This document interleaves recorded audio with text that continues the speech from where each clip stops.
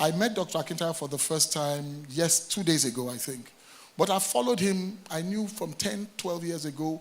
I used to get the emails and I used to follow. And I'm seeing what he's doing. In 10 years, he has moved from where he's at, as they say in today's world, 10x. He has 10x'd it because of integrity, discipline, hard work, and consistency.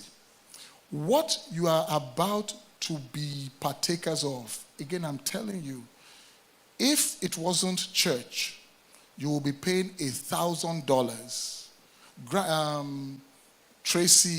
Brian Tracy, and what's the other gentleman's name? I've forgotten his name now. I got a brain freeze. They have a program in October 25th. By the grace of God, I'll be there. It's in New York. It's $1,000 to just come in and listen. So I don't want you to take this for granted. Nobody's asking anybody for any money. It's just to give information. We've been empowered spiritually. We have to empower ourselves financially. And we have to open our minds and unlock our minds. This working 3, 4, 5 jobs, it won't solve our problems. And I pray that as he speaks to us today, somebody, if only one person, will change their life. And this time next year, will begin to tell us, Pastor, glory be to God, here's $1 million check, let's just buy a building. We will know that God has done what he has to do. Amen? And God will help us all. So let's play the intro that will give us more information on Dr. Akintayo, engineering.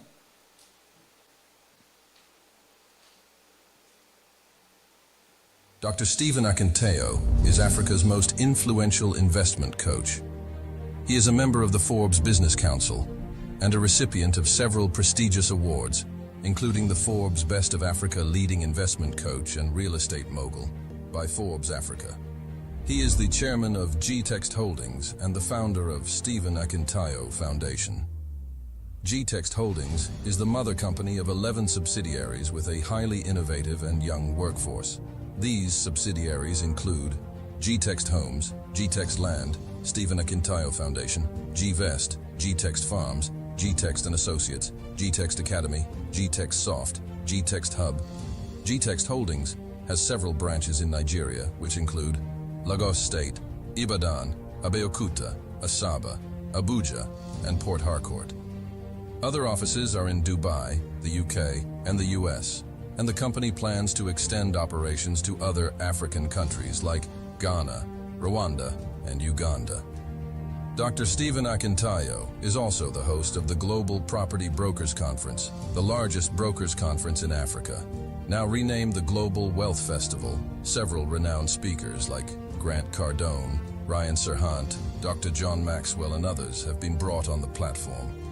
Dr. Akintayo has hosted some of the world's most renowned speakers on his platforms like Robert Kiyosaki, Brian Tracy, Les Brown, Dan Locke, Toby and Tomi Arayomi, Toby Adegboyega, and several others.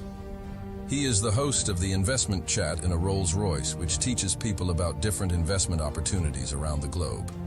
Learning Luxury Show, a show that educates on the benefits of owning luxury and monetizing it, and Big Talk Show, aimed at enlightening youths and the general public on election-related issues in order to build the new Nigeria.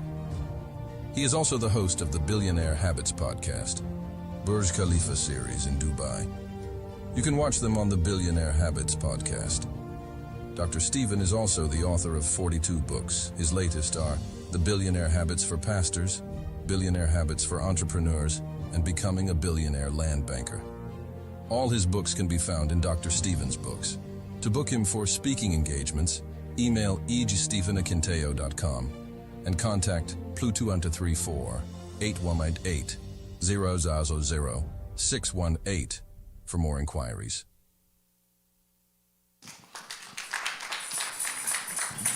So you saw the video did better than I could possibly do. So I just want us to, the way this is going to go is Dr. Akintayo will speak to us for about maybe 45 minutes, as we say, as the Spirit. And he's a pastor as well.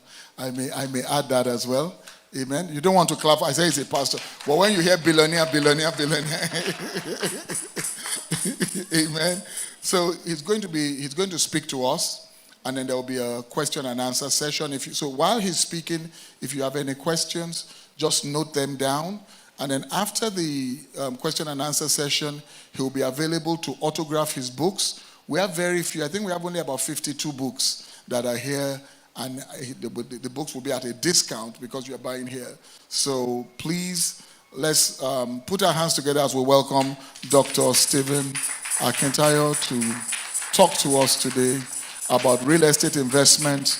God bless you. Thank you so much. Hello, how are you today?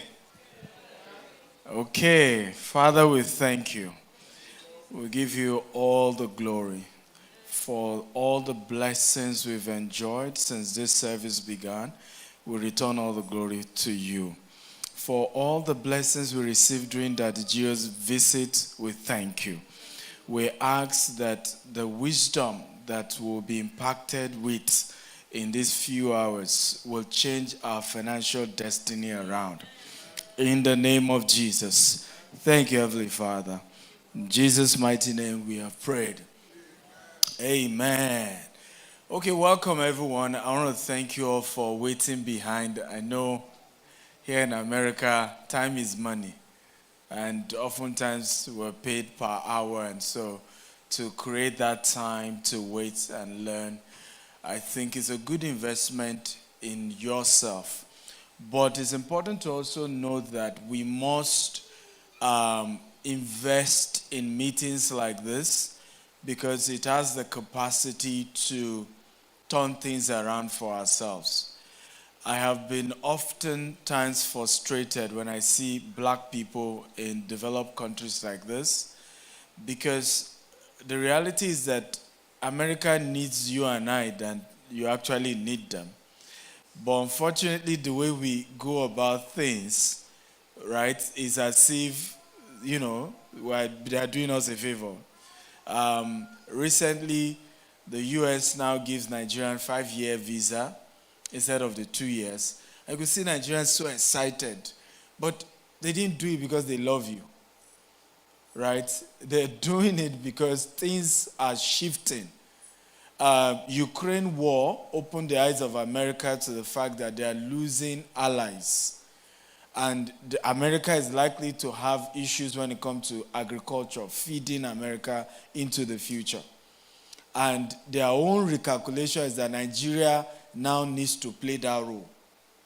I don't know whether some of you have visited Nigeria recently. You see African Americans in Nigeria, living in Nigeria, right? It's an intentional move now that there is and that's why it's difficult for Nigeria to join BRICS. A lot of people don't know the politics dimension to it because America is saying to you, you and us, we are going together. But the frustrating thing is that because we are not even aware that the world needs us, right? Where our approach is almost as if, help me, give me visa, I'm leaving my country, and I'm hoping that from today, your mindset will change. And if you are here, you will begin to think ownership.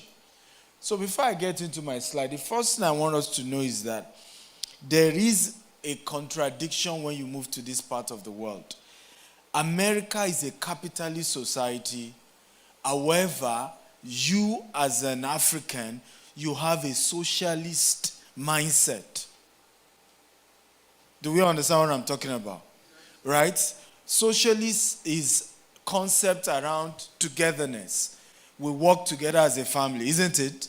If my brother is sick, that's why all your family relatives are disturbing you. Send me $100, send me $200. Iboroti daru, tell Basha know me, we will die. Mommy is in the hospital now. Send. Right? That's a socialist structure. But in America, it's a capitalist structure where you all man for himself. Bring value to the table if you want to get anything. Is this making sense at all? So when you come into an environment like this with that mindset of socialism, can somebody help me? You cannot become wealthy. Because the structure is that add value and you make money. We don't care what color you carry. You just be somebody who can add value. I often share with people, I said, it's been difficult for me to experience much of racism, right? Because even when I'm in America, I stay in best of hotels. I have the best of lifestyle. So you can't be a racist to me. I've paid you good money. Right? And that is the mindset here. We were having dinner with somebody from CNN yesterday. And she was saying something. She said, what the Africans don't understand, particularly African Americans, is that this is not a racial war. It's a class war. He said, but because you don't know that it's a class war, they will continue to use the racial, language to keep, playing politics so that you elect one party or the other before you eventually realize that it's all about class. And one of the persons sitting there, one was CNN, the other person works for the United States federal government. And so you don't know that here in New York, for example, the mayor or let's start with the mayor. He will first attend to the Jewish community first of all. Not because he hates black people, even though the current mayor is a black person. Because I had to ask her, I said, now that you have a black mayor, is there a difference? There's no difference. So was there a difference when Obama was president? Because this is a class war. It's about who brings more money to New York. The Jewish community, like Pastor was sharing with us earlier, they bring more money. So we have to take care of them first of all. Then we'll move to the Italians. Oh, you guys are looking at me like, are we here? Right? So they'll move to the Italians, except there is now a viral issue that has gone viral on social media. At that point, okay, what do we do? What do we do? We need to, George Floyd, somebody died. No. And they play all that card. But in terms of the scheme of things, honestly, you are not part of it. Not because they hate you. Because it's about the money. It's a capitalist society. Now, the person says something exciting. And that's the good news. He said, however, amongst the black, they are beginning to notice the Nigerians. In fact, in the rating in government, because this person is a top position, so she understands the numbers. So in rating, they are now rating Nigerians more than even African Americans. Right? And one of the things that is shocking for them is that if you go to a Nigerian meeting, there may be 100 people there. But give it a few hours, it has circulated among all the Nigerians. And they're organizing themselves. They are more educated. They are top professionals. Is this making sense at all? Then how do we leverage that in the real estate sector? Because actually, the economy of America is built on real estate. So the data that shows that only 8% of black people in America own their own house, it's really, really something that has to change. Because the economy is run by real estate. It's backed up by real estate. So if you don't begin to think of how do I own real estate assets in America, then you are missing it totally. Is this making sense at all? Yes. Okay, so let's go to my slide. Pastor joined us for dinner at Forbes. Next, I got, if I'm the youngest person to get the Forbes Best of African Award this year. We had our own in July. So we had some new other 5 people were inducted 2 days ago, including Pastor Paul Adefras, and Pastor was with us. Next, I've written several articles on Forbes Magazine. You can go online and read them. A lot of them are about real estate as well. And they're really, really information you need to get. Next.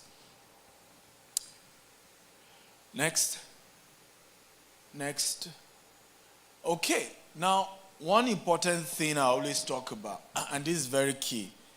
Why do you want to be wealthy? And this is very, very important. Do you want to be wealthy just because of you and your family? Or you want to be in a position to be a game changer?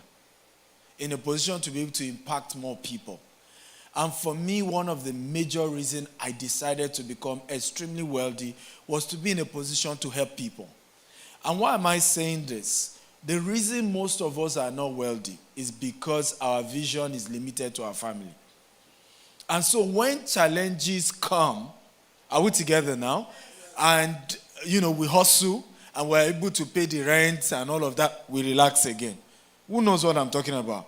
And then when the whole thing goes back again, you start hustling again, things are okay, you go back.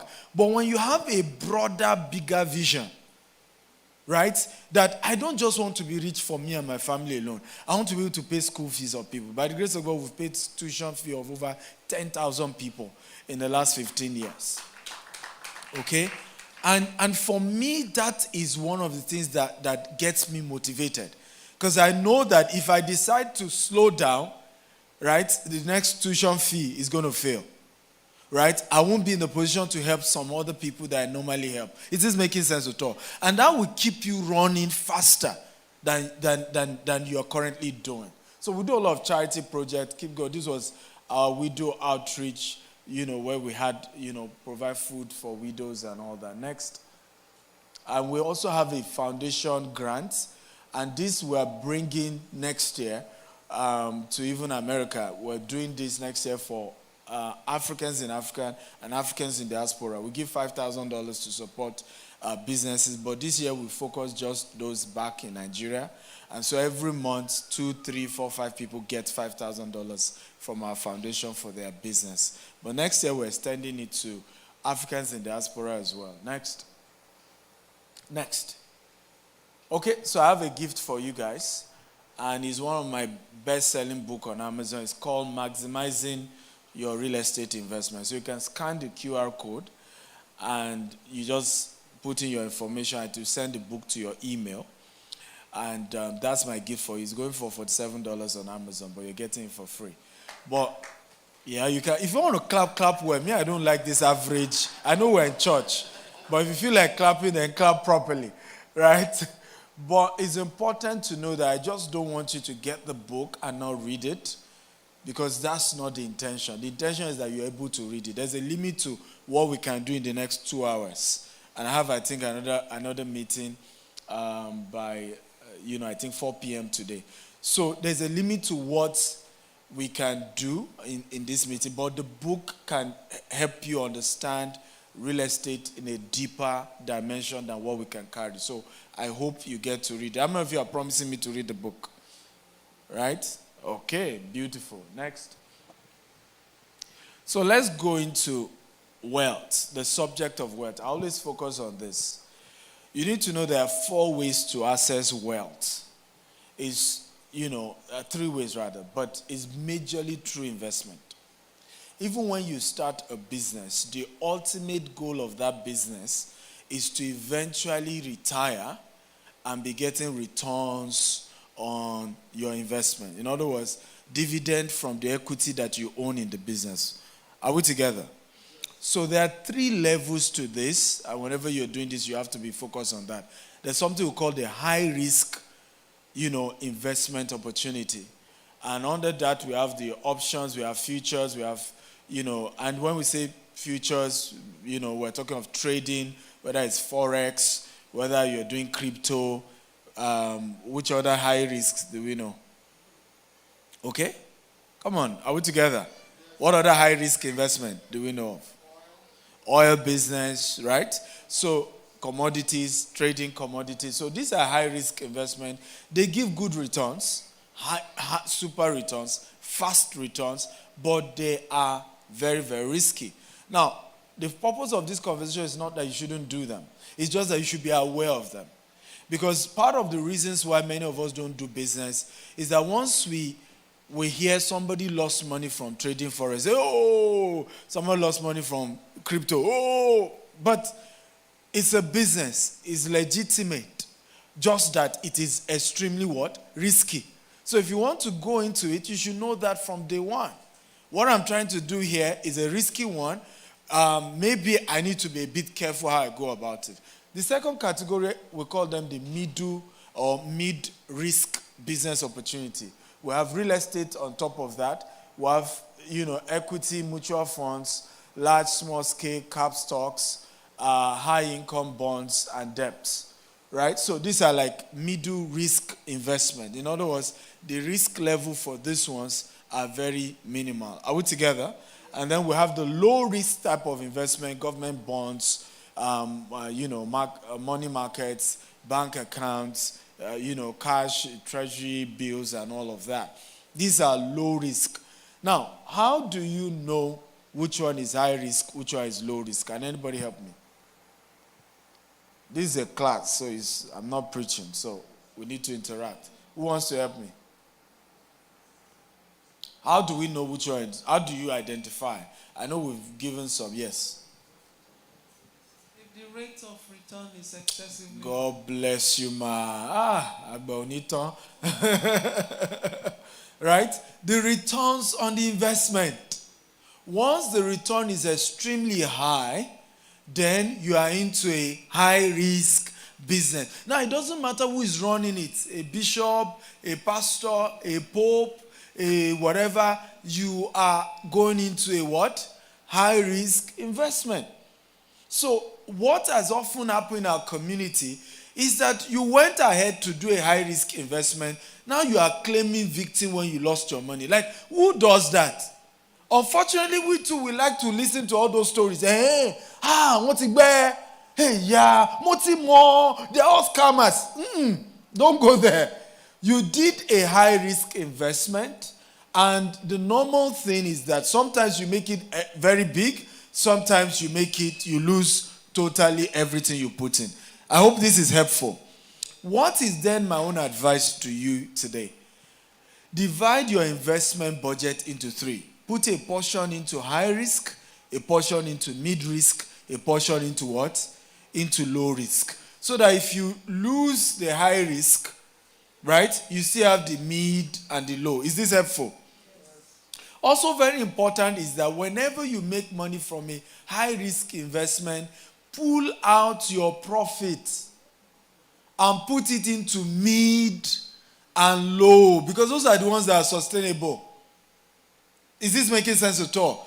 Yeah. That way, if the high risk eventually crash, aka crypto, aka forex, right, you have already pulled out all your initial capital and some other profit, and they are in a more stable investment. I hope this is helpful. Yes. Hello, is this helpful? Yes. Good. Next. So, what is then real estate? Now, let's read 1 to go, everybody.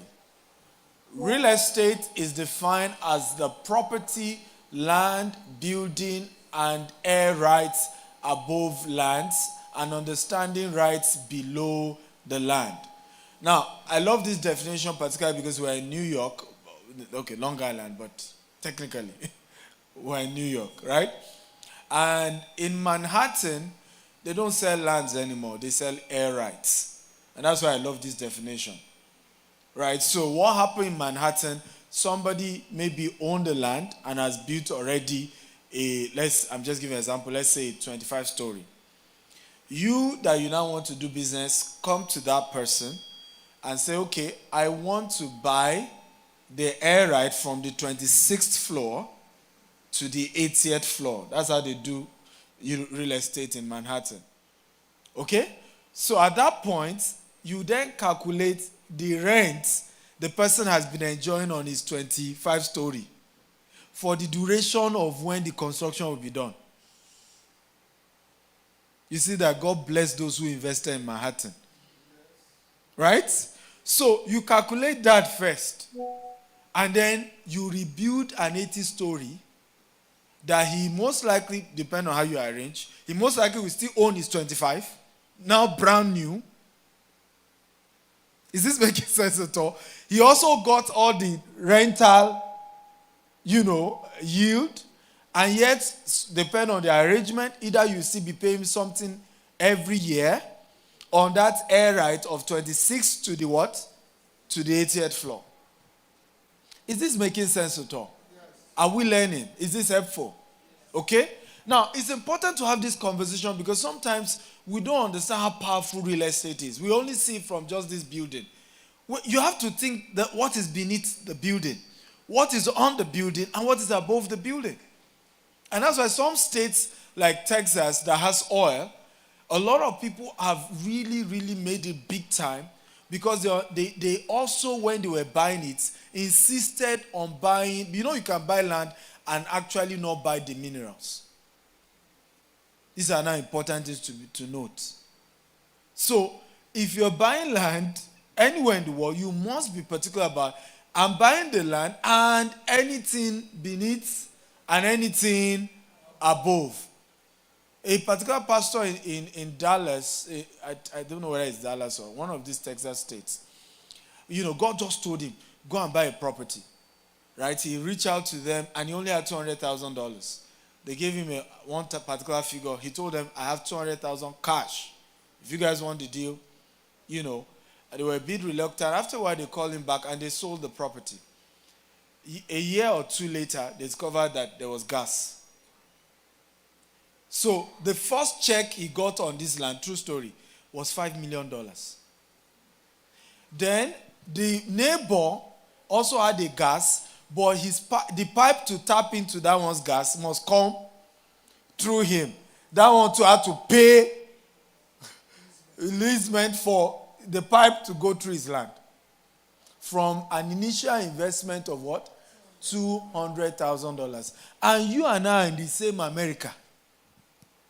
All our mind is thinking is $20 an hour. May God deliver us. Amen. Can I hear louder? Amen. Amen. Because it's all about the mindset.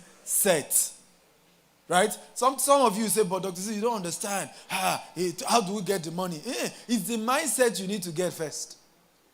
Right? Because it's when you understand exactly what am I going after.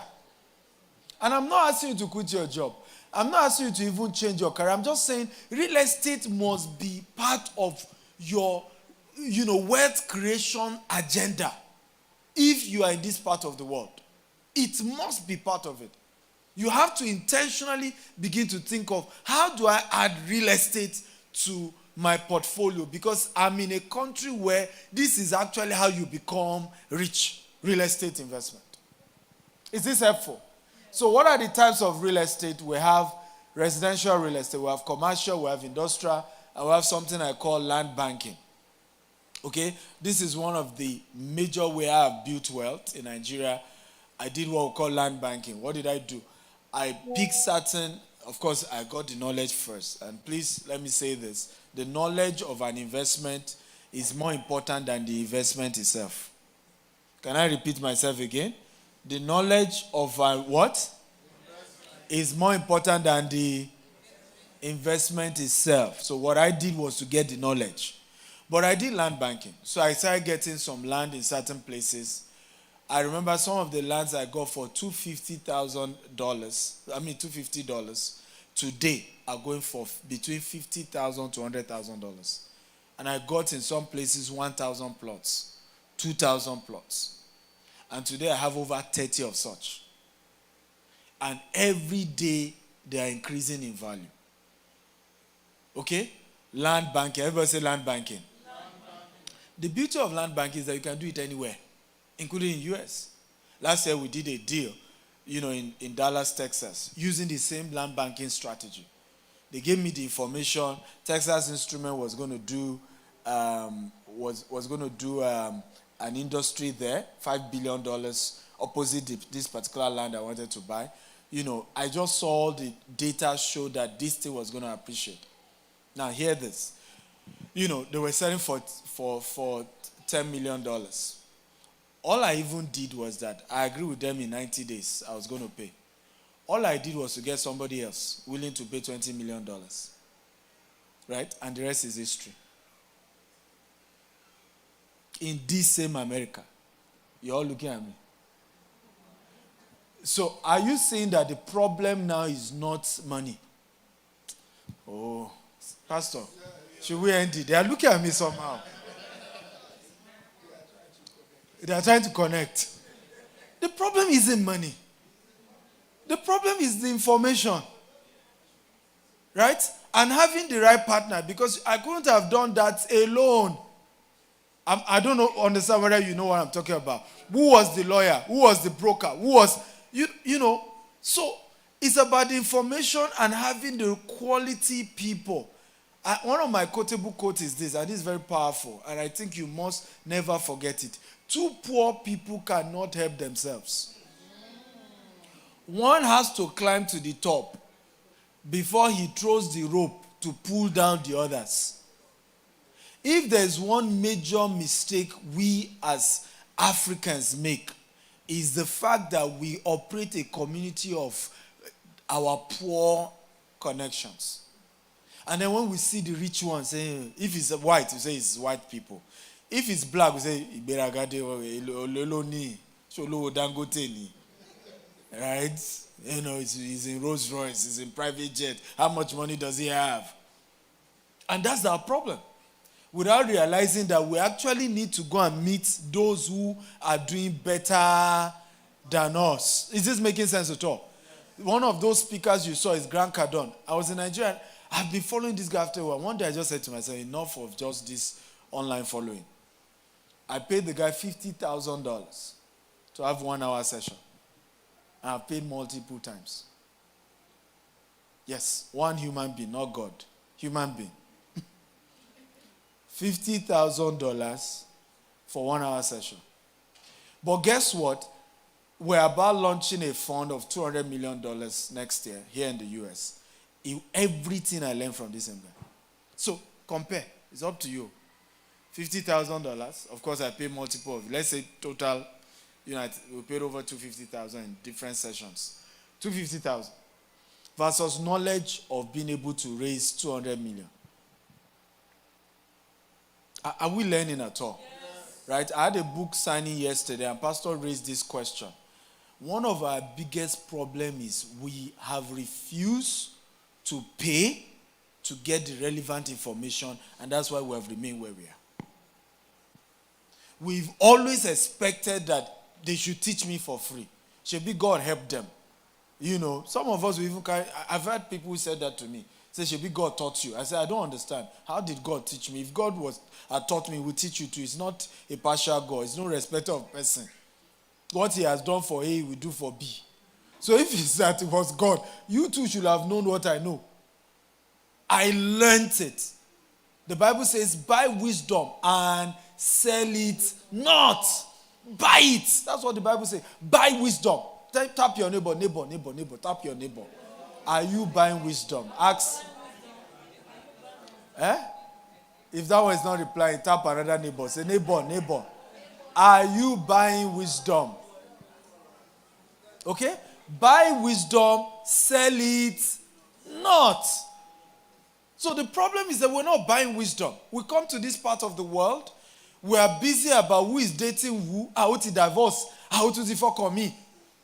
Right? Nonsense that, sometimes when I see social media Nigerians in diaspora, we see Mamajide. Hey, Wallah, Chanu. Is this what we are supposed to be doing with our lives? The Chinese are bonding together. They are putting their resources together. They are buying all these malls. Right? Pakistanis are doing the same. Right? An average Indian will enter America with nothing. Nothing. But they will come together. You can have 5 families in one house. Everybody is hustling. They will buy the first house. They will buy the second house. In 5 years, everybody now owns their house. 20 years down the line, you are talking about a wealthy culture. Am I making sense at all? But in our case, it's just how to gossip about who is doing what, who is not doing what, how this person is wicked. And I'm saying that is not how we are going to be wealthy. We have to forget our weaknesses. Everybody has it. If you don't have, when you point one hand to someone, 4 is already pointing at you. We have to leave all these sentiments and come together and build real wealth. Is this making sense at all? Let's move on. Next. So, let's look at Genesis 35, verse 12. It says, 1 to go, let's read. Everybody. And the land in which I gave Abraham and Isaac, to thee I will give it, and to thy seed after you will I give it. I want you to know, next slide, that when God is ready to bless any man, he first gives the man a land. In fact, the proof that God has blessed you is only real estate. Financially now. And it's all through the scriptures. What do you think the whole war has always been about? It has always been about land. Wars have always been about land. The first promise God gave Abraham was what? Get thee out of your what? Father's house, land. To where? Another land. That's how it's always been. And what we fail to realize, in the typical African culture, you are not yet rich until you own property. It's a shame that people have 2 cars, 3 cars in America, and you don't own your property. It's a shame. It's a shame. Because a car is not an asset. And even the property, I'm not talking about mortgage.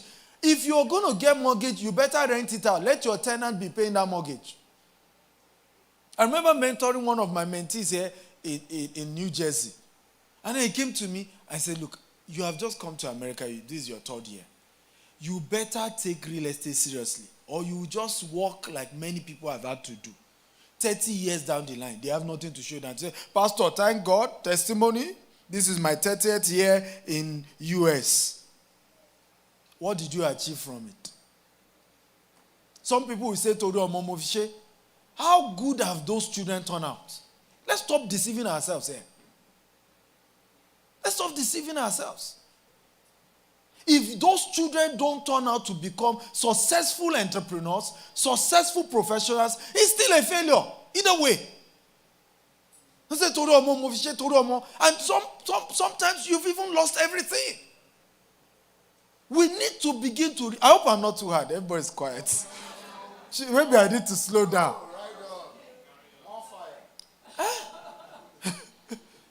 Right? We need to really review these things in reality. So I said to him, this is what you're going to do. Look for a property that they are building in New Jersey. Make sure it's either close to a hospital, big time hospital, it's close to the train station. We give him all the data he needs to look out for. And he got this property close to one of the best hospitals I heard, top 5 hospital in the whole of US, in New Jersey. Not just opposite the place. They've not even finished the property. It's a 2-story building.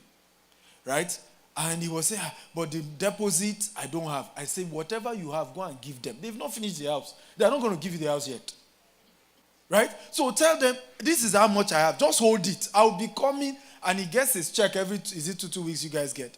I'll be coming and I will be dropping. At least it will still take you another 6 months or so to finish the house. The owner agreed.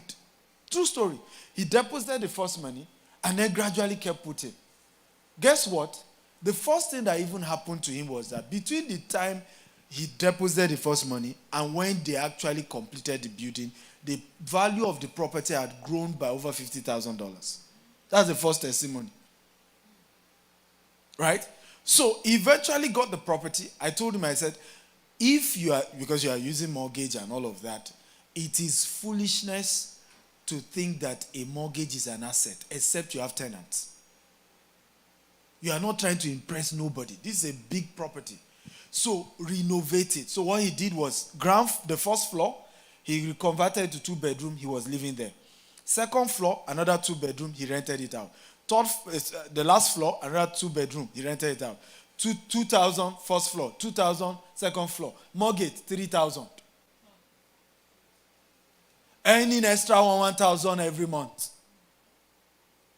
Are you seeing wisdom now? The last time he told me, I think the property was it 450,000? Over a year later, it's the last time, this was last year, he was telling me the value was already up to 650,000.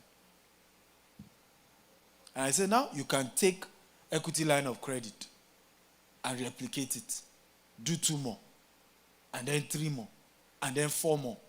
Before we say Jack Robinson, you practically can own over 20 to 50 properties. And you are having tenants pay the mortgage, and you're having something extra on the side. Is this making sense at all? Yes. And in future, once the mortgage is fully paid, you own the property for life. And that is really how to become wealthy, because this way, money is working for you instead of you working for money. Is this making sense at all? Again, disclaimer here. Heavy one. There is proper training you need for this kind of things. So don't come and listen to 45 minutes lecture and you say you now know it, and you deep dabble into something, you lose money, you say, Pastor brought one speaker. The way the man said it just looks sweet. I just say, let me do it. And now I've lost money. So I'm giving proper disclaimer. Aha. Now, let's look at something powerful. And this is important for those of us who are from Nigeria. This is the World Economic Prediction by the year 2075. And the prediction is that Nigeria's economy will be worth 13.1 trillion. Can you believe that? 13.1 trillion. Nigeria will actually be number 5 wealthiest country in the world by the year 2075. Right? These are data not done by Nigeria. Not done by Nigeria. Another one by Washington Post showed that by the year 2100, the biggest city in the world is no longer going to be New York or Japan. It's actually going to be Lagos, Nigeria. Washington Post. You can Google it. Right? So there is a lot of shift globally. Am I making sense at all? Globally. That if you're not careful, right, you will lose out and you will be wondering why. May you not be in the midst of plenty and still lose out. Can I hear louder amen? Amen? Next slide. So by this data, Indonesia will be number 4. US will now be number 3 by the year 2075. So I'm going to Canada. I'm going to America. You better begin to study where the world is going. Things are changing. Next. India will be number 2. And guess what? China will be number 1. This is where the world is going. So if you are not waking up to begin to see how do we restructure, particularly those of us who are younger, how do we reposition so that you don't wake up one day and the America you fought so hard to be is now number 3. And in Nigeria you are even looking down on. Suddenly things are getting better. Are we together? Next. Look at something powerful. This is about real estate. And this is one of the things that I notice about a lot of our pastors that we that follow them are not doing. Redeemed land, the same Redeemed camp you know, was bought for 6,000 naira. The first set of acres. Right? Over 30-something years ago. 30 years. 6,000 naira. In fact, IGO did, this was from his mouth, not somebody said. He said the other part they wanted to even buy, the land was 52,000, and the church didn't have the money. Right? So he told the church board, in fact, he said if he was a church that they can remove the GO, they would have removed him. Because the church felt that other place was perfect. So he told them, we don't borrow. They said, let's take some loans. He said, we don't borrow as a church. So eventually the following day, one of the members of the committee was going to Ibadan. So on his way, that same Redeemed camp land, he saw some people discussing the land, 6,000 naira. So he called that Jew. He said, as soon as they called, he said, just tell them we're buying it. He had not even seen the thing. He just tell, because this worked between our budget. So just tell them we're buying it. See what God has done with Redeemed camp today. If many of us study the story of Manhattan, you will be shocked what Manhattan looked like in the 1800s and early 1900s. You'll be shocked. People are the ones who always turn bush to city. And those who do it always reap tremendous reward. And that's your job. Where is the next bush I can turn to a what? A city. Right? Where is the next place I can turn to a city? And I'm saying this to particularly those of us from Africa. Yes, you are living here. Make sure you are investing in 2 locations. Here and back at home. I don't care what anybody is telling you. I don't care how your relatives are trying to blackmail you. Nigeria lay, Emawa, all those nonsense. Don't listen to them.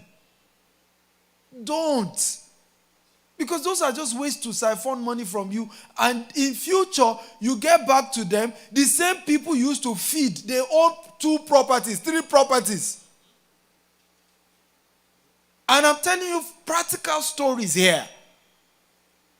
So imagine somebody begin to, at this point, say, I will own property in America, but I will start buying some lands in Nigeria. Okay?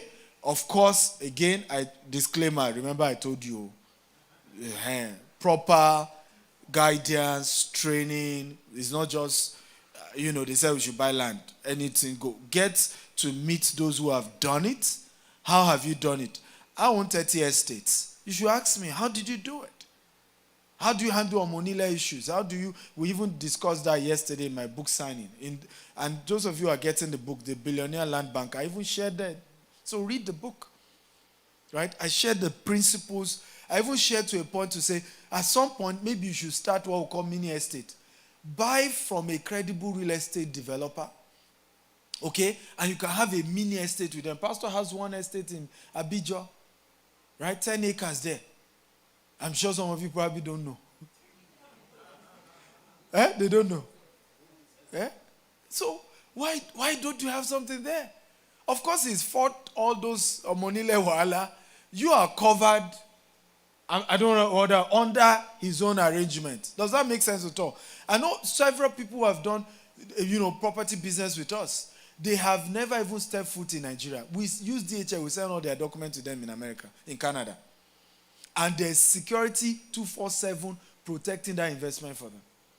So there is always a way if you are really interested.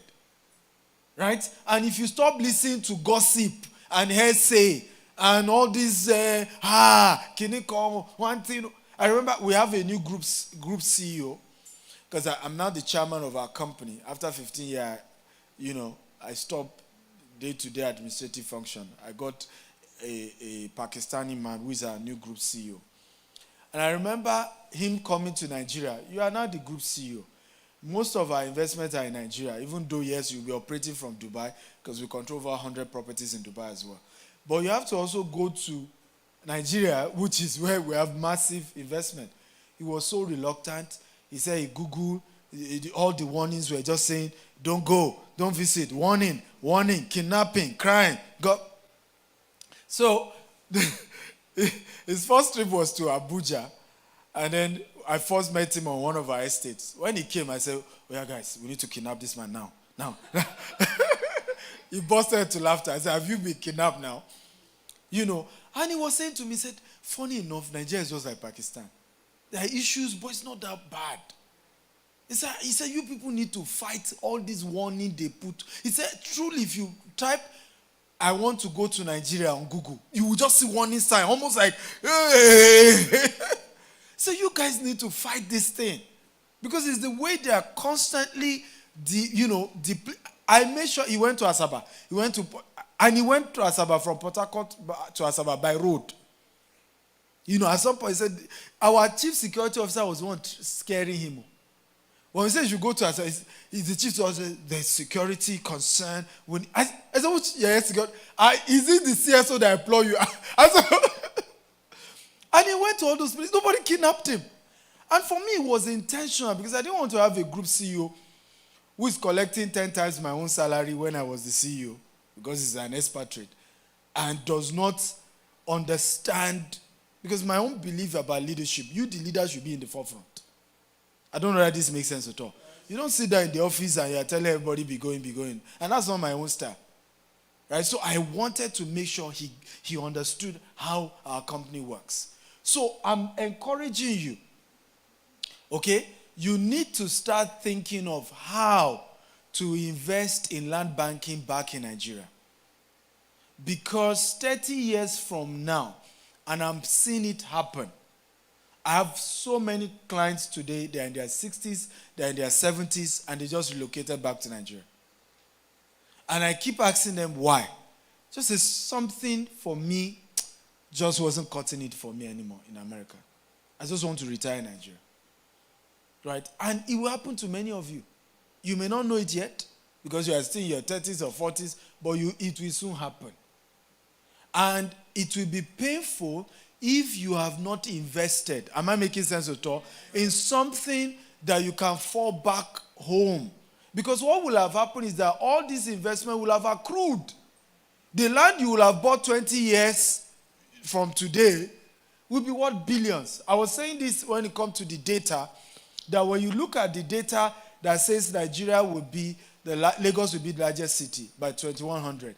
What this is showing me is that if you even own, 600 square meter, by the year 2100, you are worth $1 billion. That land will be worth $1 billion. That's what it means. It's like somebody saying you should own 600 square meter in Manhattan 100 years ago. That's what we are talking about here, in case you don't understand. It's like being convinced to have owned, am I making sense at all? A 600 square meter in Manhattan 100 years ago. And you say, no, I'm not interested. Won't you be regretting it today? Okay, next slide. I think my time is wrapping up. So we look at Abraham. The whole conversation in the Bible, and people don't understand this. Abraham was not a pastor. He was a businessman. God of Abraham, Isaac, and Jacob. God of a businessman called Abraham. Who loved God, who served God. But he was a businessman. Is our mindset shifting now? Abraham was not a pastor. In fact, that was why he paid tithe to who? Melchizedek, who was the priest at that time. He was a businessman. He was a businessman, but he knew God, he loved God, he served God. And God blessed him. Next slide. And Abraham was very what? Rich in cattle, in silver, in gold. Genesis chapter 13, verse what? Verse 2. Next. Isaac, same thing. Next. Okay? Let's go on. Because of time. Jacob. Next. All of them. Solomon. Next. Job.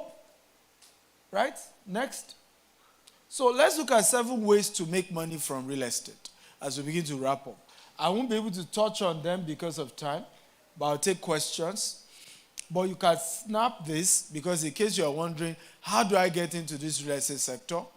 Right? At least you have this 7 model. And this 7 model, you can do them anywhere in the world. They are not restrictive to, is Nigeria, you can do them here. You can do them anywhere else in the world. Right? So the first one is called land banking. The second one is called property flipping. The third one is commercial rental, short let, residential real estate investment trust, right? And this is quite powerful for people who have been able to build good reputation in the real estate industry, right? At some point, you need to set up a trust where you can raise more liquidity to expand your real estate asset, right? And then we have real estate agents and brokerage. There are simple exams you can do now, even here in Long Island, in New York, and you can be a property agent in a matter of few weeks, right? Of course, it will take a longer one for you to be a property broker, but you can start from that agency model. Is this making sense at all? Yes. Next. So let's look at land banking. So for land banking, basically there are 3 phases to a land. We have what we call undeveloped land, pre-developed, and developed. And if you can notice from this curve, did you notice that the biggest profit is in where? It's pre-developed now. Are you not noticing? This is the largest profit. The largest profit is here, right? This one is even, going up and coming down when it's eventually developed. So this helps us to understand that the best time to buy a land is not when it is developed, because when it's developed, most of the profit has been gone for those who bought it when it was in pre-developed stage. Is this making sense at all? And sometimes the smartest thing to do is to even buy it between the latter part of developed and the pre-developed. And my advice to you is always look at stories. If you read the stories, if you go to land departments in your city, there's so many information about where development is going. And you can decide to go ahead of it. And that's all I've done even in many parts of the world that I've done investment. I just go ahead of development. Once they do the announcement, I don't wait for them to go and complete it. Once there's an announcement, a big firm is moving to an area, a big this is coming here. Initially, some of the investment I wanted to do was New York. But when the data was showing that more companies were leaving even California, they were moving to Texas, for me, Texas is where you need to be. Right? So there are a lot of information that you can use to guide you. It doesn't mean because you're in Long Island, you must invest in Long Island. That's not how it works. Right? Where will I get the best return on investment? Where are big industries moving? Where are major government projects moving? Can I go buy land there? I remember meeting the man who bought the Redeem camp in Dallas. Right? Pastor, I think I keep calling. Eh? No. It wasn't Fadel. Fadel took over after that. Pastor Akikoi or something. Right? So, he was sharing how, so that you understand that all these big things we're always dreaming. Everything starts small. Everything starts small. So I remember hosting the GO that time. And he had seen the land. He was convinced, the church can buy it. Of course, the church didn't have the money. It was just a farmland, empty, everywhere. And Dajio came to see the place. And he said he remembered that Dajio just went into the bush. And he was shocked. Literally, he couldn't see him again. He was waiting well. He said by the time Dajio was coming, it was as if his change and countenance has changed. Right? And he told him some things which I'm not going to tell you here. And Dajio said, we'll buy this land. He said he remembered how he had to raise the first $30,000 to even just deposit. Right? And it took so much to even be able to. In fact, he said he regrets, and he told them when he was leaving that they should buy more. Because by the time they wanted to buy more, boom, prices has gone up. In the same America. Today now, if you go to where that camp is, the cost. But it was just farmland. Are we learning something? Yes. Are we learning? Yes. Are we encouraged? Yes. Okay, next. Let's play this video.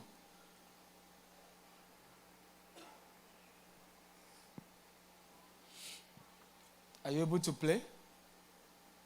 We need audio.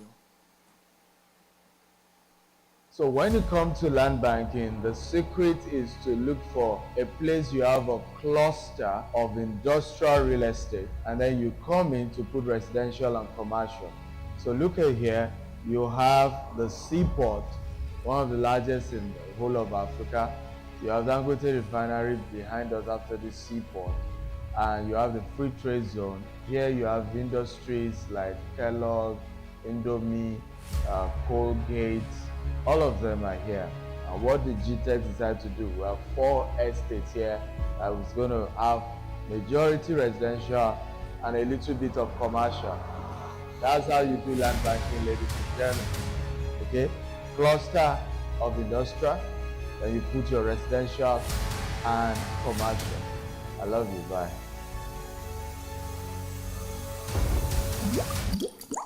So one of the things that I always say is that I'm not a motivational speaker. I only teach what I'm doing, right? People were shocked when I remember when we started investing in Bejuleki Axis. We bought the first estate, second estate, third estate. I remember several people, just like Pastor was teaching us this morning, very negative. All this, they're just deceiving people. They will not do anything. Seaport, Imbo, it was risky because we were just putting money. But some of the land that I bought for 500,000 in those places are today going for 30 million. Right? And I bought 1,000 plots in some estate. Some estate I bought 500. Some estate I bought. But if I didn't take that risk, are we learning at all now? Yes. To have gone in Today now, the refinery, I think they are starting production in October. Everybody now wants property there now. Everybody. One of us said, even with 50 million, you have to beg us. We have to reconsider. Look for maybe somebody who is willing to sell their own. I'm telling you. And that same place, we were selling it to customers 8 million 3 years ago. Right? So, land banking. And like I said, it's not just a Nigerian thing.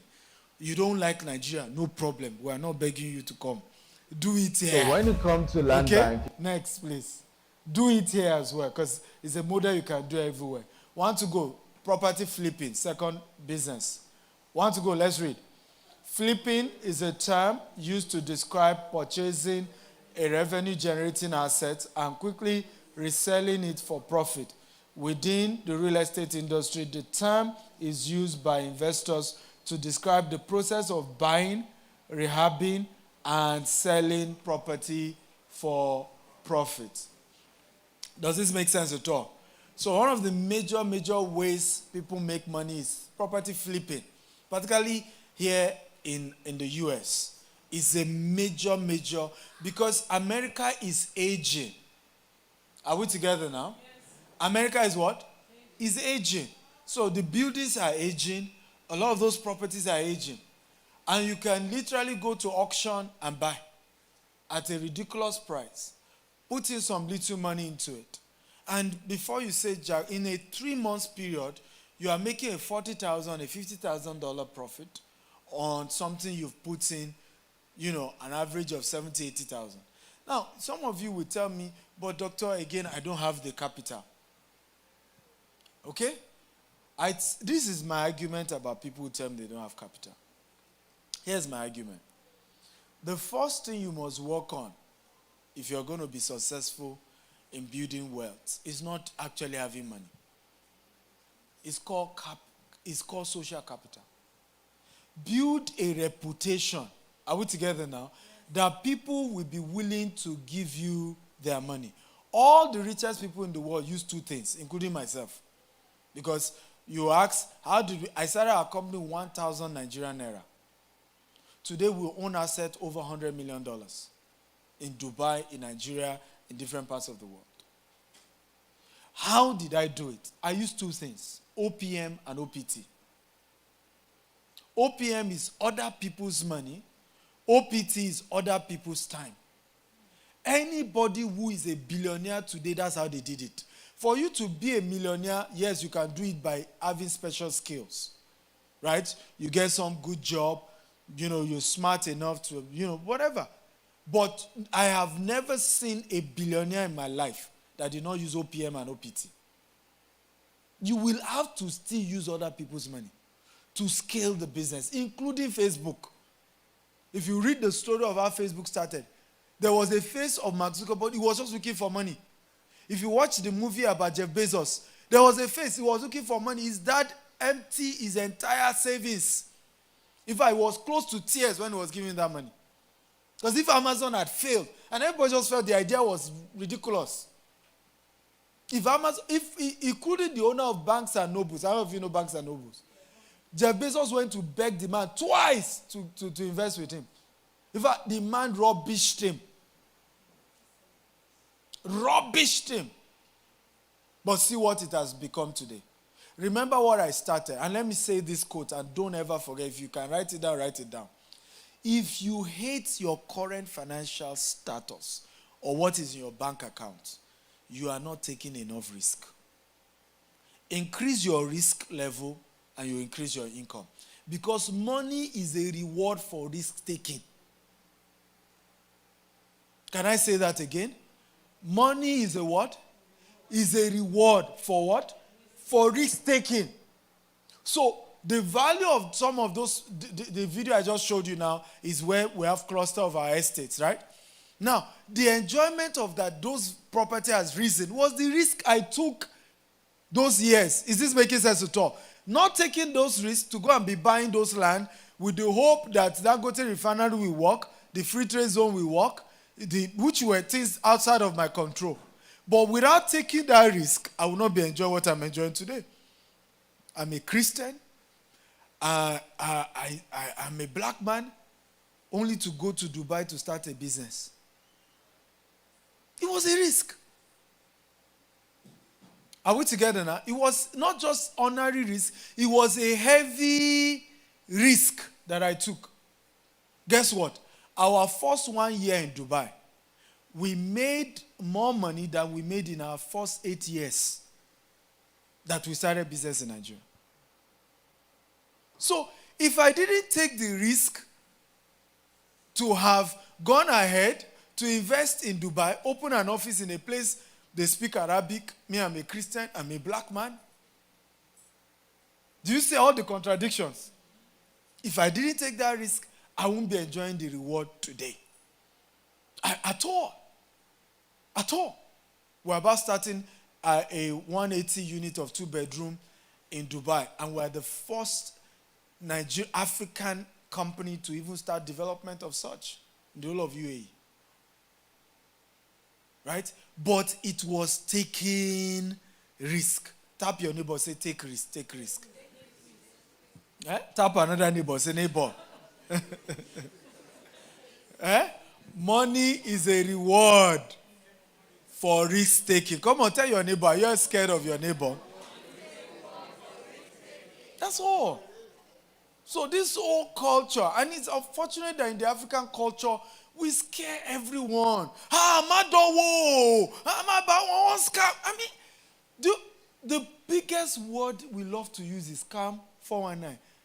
And do you know that we actually don't know the meaning of that word? Most of what you call scam is customer service issue. I don't know whether you understand. I paid money for something. I was calling their customer service. They've not returned my call. Those people are scammers. That's the typical one. Oh. I paid money. I want refund. How many no refund products have you bought in America? Did you dare call them scammers? You can't. Because when they sue you for defamation of character, you will know that something is something. And because we live in that culture, even you are afraid to also start business because you are scared that the way you call some people scammer, they will soon start calling you that. Can we be honest? I can see some of you carry face away. But it's the truth. Many of us are scared of starting business today because you are wondering that, hey, you know, when you do all the analysis, right, at some point, I hope they won't be calling me name. But please, we need to, and I'm begging the older ones, because for your own children, they have to take risk. Am I making sense at all? Yeah. Money is a reward for what? Risk taking. Period. Encourage your children to take risk in business. They will lose some money. My mother of blessed memory lost so many money. I did almost 20 businesses that didn't work. And she kept supporting me. Imagine she gave up. Unfortunately, she's late today. She died of ovarian cancer. It hurt me that she wasn't alive to see me succeed. But she didn't give up. I remember I'll go back to her again, another smart idea. Who understand what I'm talking about? Good idea on paper. Mommy, you might work. Like Barolon, I don't attention for me, you might work. And then you lose the money again, and you go back again. So I remember when my mom died, I just gave up on this business thing. Wrote 100 CV. I started going to different companies that they should employ me. Thank God they didn't give me a job. So I employed myself. The rest is history today. Has God not done well? Next slide. So if you're going to do property flipping, a couple of things you need to know. You want to buy, work with wholesalers. You want to use auction and different places you can buy the property at a very, very cheap price, right? Number 2, find good financing, right? Bank, private money, and hard money. Who knows what is hard money? Sir? High? Yes, high interest rate lending. Usually they are not having big requirements, but the interest is a lot higher. So you can use hard money as well. And this is another thing people don't know, that there's a lot of hard money. Even credit union that we're talking about. Right? Do you know some credit union will give you $50,000, $100,000 after a while being consistent with them? Some of you know that. I can put that. So all this, there's no money. Okay? Number 3, choose properties that are not full God's job. Less is often more. What we're saying is that choose properties that the renovation is not that big. You can start with, instead of starting with a 5-bedroom, start with a 1-bedroom, 2-bedroom at the first phase before you start doing flipping, with bigger properties. Number 4, take your time finding great contractors and what? And subcontractors. So contractors who need to help you renovate those properties, get good ones. Next is also visit what? Job site regularly. So don't say, oh, I've gotten this contractor, he will do the renovation. No, go yourself. Contractor, how far? Where are we on this project? Are we meeting to deadline? Right? Number 6, don't overprice the home. You want to turn property quickly and not to eke out every penny profit. So what we're saying here, at the end of the renovation, let's assume, somebody is willing to price it for, you are looking at $40,000 profit, right? But somebody else wants to give you $25,000. Sell it and move on to the next deal, right? Don't insist that you want to wait till you get, to suck all the profit out of it. Next. Just watch this video. You can play if. So what are the real numbers behind flipping houses? I'm going to break down a deal we just did here in St. Clair Shores, Michigan. I'm going to share with you the exact numbers behind it. So we bought this property for $93,000, and that included the wholesaler's fee and some closing costs. And then the budget for the property was $48,000. So we put into the property with the purchase and the rehab $141,000. We sold the property for $185,000. So you'd think, oh great, Mike just made $44,000 flipping a house. Wrong. If you've seen any of my other videos, I talk about holding costs and closing costs are some of the most expensive parts when selling a home. On a project where it looked like to the naked eye we made $44,000, we really only made $27,000 after the holding costs and closing costs. And that is a typical deal that we do in our single family fix and flip business, and that is the real numbers behind flipping homes. Okay, so I hope we learned something from that video. So it's important also to know your $27,000, if you can get it it's better to get $27,000 within a 2 to 3 months than getting $50,000 within an 8-month period. Does that make sense? Next. So do we take question? I think I will pause here because of time, and then we'll take question. Have you gotten value today? Yes. Thank you for having. Yes. Do we have question?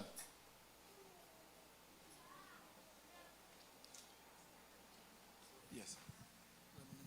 Could we have the other? Do you have the mic? Because you put them back. Praise the Lord. All right. Dr. Akintayo, you see, we had to push. What I'm going to tell you this. Sir, please come up here, if you don't mind. Let's put our hands together to just thank Dr. Akintayo for his time. What he pushed for us in like an hour is the kind of thing that you want to do in 4 hours at a seminar where we'll sit down, and I can tell you this, that I'm going to talk to him and we'll organize something the next time he's in New York. It won't be in church. It will be an event where it is for people that are interested in real estate. Please note that everything he talked about, there was no sales pitch.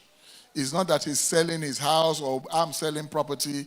It's just to educate us to understand what real estate really is and to understand what we hear. A lot of people have written off Nigeria. A lot of people, they are in America. Even in America today, there is land. Somebody was telling me there was a YASM program, Young and Adult Singles Ministry of Redeem. And this young doctor, she's a medical doctor. She was the one that did the entire program. And she's somewhere in Syracuse or somewhere like that. And she bought some land, and she has been doing land banking, flipping houses. Now she's come together and put together a whole group of people, and they're doing very well. But they made losses. They lost money. But they continue. So the definition that money is a reward to risk. If we continue the way we are continuing, you cannot do 3-4 jobs when you are 70. And by the grace of God, none of us will die. We shall live to declare the glory of the Lord. We will die in our old age. But it is what you do now. And Doctor was emphasizing about our children. We have to start getting these children not to be risk averse. So if you are still 50, when we talk about 25 years from now, that's 75. All of us will be 75 in Jesus' name. But you can't continue to work at the rate you are working. A quick point, which is sort of an answer to maybe a question some people may have, is that you can also come together as a group. They are selling land in Florida, $10,000. You can afford it. 4 of you can buy the land and forget about the land. Because you know that there is a stadium that they are going to build. Do you know what UBS Stadium, where we had the redemption, the thing? I know when they built it during COVID. It was just the parking lot, sir. It was the parking lot of Belmont Park where they were doing horse racing. They built a stadium in there during COVID. People said the world is going to end. They kept building. Wearing masks, building. Now, inside that same parking lot, they partitioned again. They built multi-story parking. No toilets. You are parking your car. Do you know how much we're supposed to pay for that event? We paid $35 per car. It is $90 or something. The person in charge, he actually just walked in. That's Osai, Pastor Osai. Thank you for coming. So what I'm saying to you is that, do you know that the property values, I owned a property in that place. My office for 20 years was in Queens Village.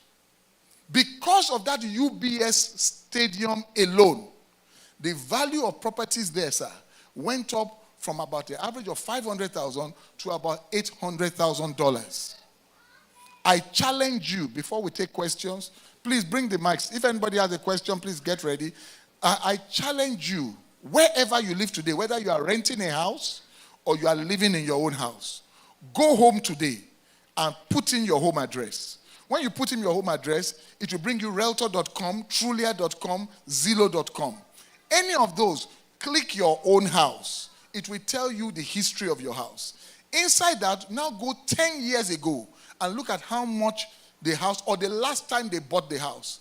My first house in America was $215,000.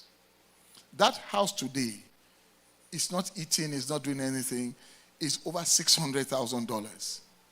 Now, if I had bought 2 houses at that time, and because we live in America, God gave us the grace where we can get a loan. So if you did FHA loan, it's only 3.5%. 10% of 230,000 is 23,000. 5% of 23,000 is what? 11,000 or something. With about 11,000, you could buy a house.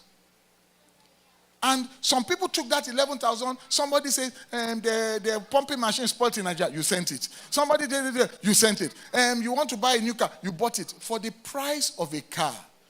If we just bought that house, and like my Dr. Akintayo said, you rented part of it, you did whatever you had to do. Today, the house is now worth $500,000, $600,000. But many people are afraid. What if the tenant doesn't pay rent? Then you are in trouble. If he doesn't pay, then he doesn't pay. What if earthquake happened? Then you are in trouble. Earthquake happened. This is what if the pipe is burst? Then the pipe is burst. Then you have problem. What if, your mother says you are a bad boy? Then you are a bad boy. At the end of the day, you must do what you have to do. This is so important. And I pray that we don't take this lightly. So please, if you have any questions, I'm not going to keep Dr. Akintayo just waiting. If any questions, yes, my sister, please, Mike. Good afternoon. Good afternoon. My question is it a good idea to pull equity from one family home to start real estate, like to buy a rental property? In fact, best idea. The only thing is, I keep saying this, that invest in the knowledge of the investment before doing the investment, right? But America, like I said earlier, is a capitalist society. is run on credit. Credit is good. Credit is fine as long as you put it into assets. Unfortunately, our own people, when we come here, the credit is put into liability, car loan, right? This loan. And these are not assets. So you pulling out your equity, it's better you do that. Because guess what? When you default on that payment, all right, they will auction that house and tell you that they sold it below the market value, and you may still end up not getting any equity out of it. So what's the point of keeping any equity in the property, right? You can as well just make sure you are putting it towards an asset, something that you are getting, and there are tenants renting it. And like I said, with proper training, you then know the type of property to actually buy. So that it's not just about, I've met a woman who said, I used to own 4 properties, I lost all 4. Why do that without proper training? We must invest in having mentors. The problem most of us have is that we all have spiritual mentors, but we don't have business mentors. It was one of the mistakes I made myself. Bishop Oyedepo is my spiritual mentor. I've been following him for over 20 years. And my mindset was I don't need anybody else. Right? Until I learned to start looking for people who are successful in business. Some of them don't believe Jesus is Lord. Some are atheists. Some are. But what I'm trying to learn from them is business, not how to go to heaven. Right? And when I started that, my business started doing well. So look for people who are successful in that area, right? And settle down and learn from them. Of course, blind your ears from the noise, because there's nothing people won't say. If you Google the Grand Cador you see me talking good about, if you Google him now, what you will read in terms of negative, which is where we miss it. I tell people, I said, if Jesus were to be alive today, it's a bit they stoned him. They would have sentenced him to death by lethal injection. Because what he was saying in today's world, if he says that, a woman came to you that, oh, I need help. And then you told her that, the food for children is not meant for dog. Let the feminist movement hear that one. Right? Are we together now? So what we need to work on is our own ability to focus on what we are looking for, because there's no person you will pick to say, let the person start helping you, either here in America or anywhere else, that there won't be some negative, views but you know what you are looking for. Focus on what you are looking for. You are in Redeem today. Don't you have negative review about Daddy Gio? Why have you been following Daddy Gio all this while?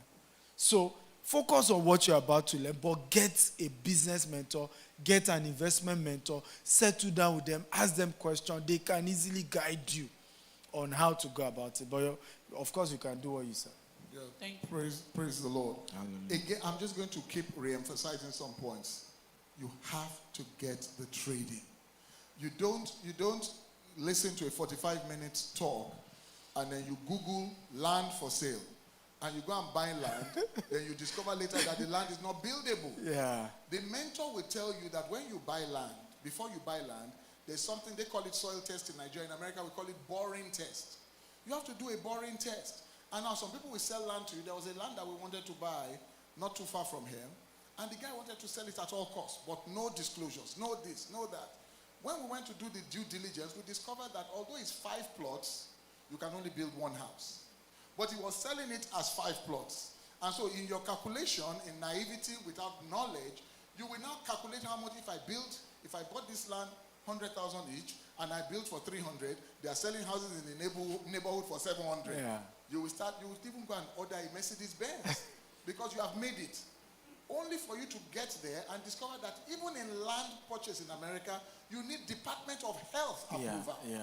And Department of Health has already said that particular land, although every land near it is one plot with 1 house, this particular 5 plots, you can only build 1 house. So that person has lost out. So you need to invest, and this is important. Not because I'm trying to sell anything, but if you go to Harvard, you're going to pay. So there's a sacrifice, there's a payment. You have to go to these courses. You can even start with a free one. Watch Grant Cardone, any free thing you can watch him on YouTube. Read up on these things. And then when you become serious, you start paying for it. Dr. Akintayo said he paid $50,000 for 1 hour session with someone. You can imagine. And if you paid that 5 times. But he didn't pay it the first time. He started, and when he got to a point where he said, I need to expand, then he starts paying. So one of the things I want to leave us with as an advice is, team up. Let's start forming investment clubs where you start talking about it, where you start getting to it. And if you buy any of these books, read the books. Read the books. And God will give us even greater wisdom. Yes. Amen. Any other questions? Yes, Prof. There's a mic there. Thanks so much for your talk. I learned a lot from it. My question is, not a question actually, is I just want to seek your opinion on this. Some of us have been here for a while, meaning that we've seen years. The idea of investing in Nigeria is something that we engage in really, obviously at a very smaller level. Now the question, the thing that goes through my mind, personally, is what happens tomorrow? Posterity. Our kids were born here. They're not going home. It doesn't look like they're going to go back home. Well, maybe they will, based on what you're saying. But it is always at the back of one's mind. When you go home and you invest so much, what's going to happen 30, 40, 50 years down the road to your investment? Do you have any comments on it? Good question. Very good question. What I tell people is this: investment has nothing to do with you living there. And I think that's where we make mistake. I'm never going to remain in Dubai forever. I live in Dubai at the moment. And I'm not from Dubai. And Dubai will not give me citizenship. But the return on investment was doing well. It was a good market. And I went in. And the way God even favored me, the year I went in, the following year, boom, boom, boom, boom. Everything went up in terms of return on investment. So always see it as though, forget whether your children will go back or not. It's an investment. Right? You can always sell it and make your money. I had to teach even a lot of Igbos this same thing. I remember 2020. Nigeria will divide. 2019, Nigeria. So a lot of the Igbo guys refused to invest in Lagos. Right? Many of them today are saying to me, Dr. Stephen, let's say this Nigeria, no one divide. Right? And even the Igbo land that they are from, due to the